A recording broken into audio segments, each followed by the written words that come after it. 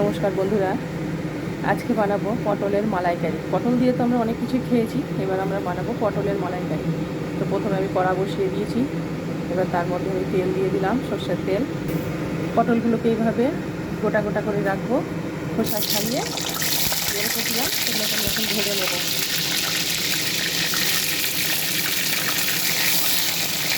পটলগুলো আমার ভাজা হয়ে গেছে, আমি এবার তুলে নেবো। এবার পটল ভাজা তেলটা সরিয়ে দিলাম, এবার আমি আবার নতুন করে একটু তেল দিয়ে দেবো। ফোড়নে দিয়ে দেবো শুকনো লঙ্কা, তেজপাতা, ছোটো এলাচ, দারচিনি আর লবঙ্গ একসাথে দিয়ে দিলাম। এর মধ্যে দিয়ে দেবো পেঁয়াজ বাটা, আদা বাটা, রসুন বাটা।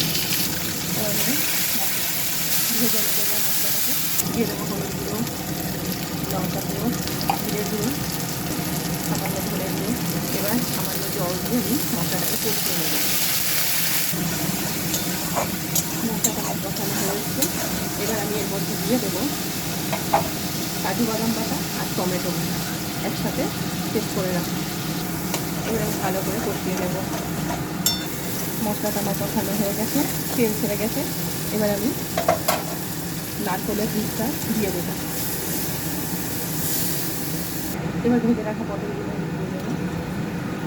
এবার দিয়ে দেবো লবণ আর দেবো সামান্য চিনি।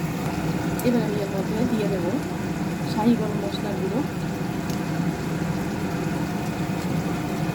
আর দিয়ে দেবো 1 চামচ মতো ঘি।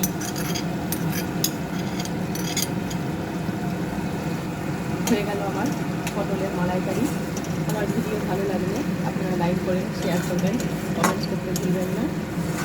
এবার আমি এটাকে সার্ভ করে দেবো।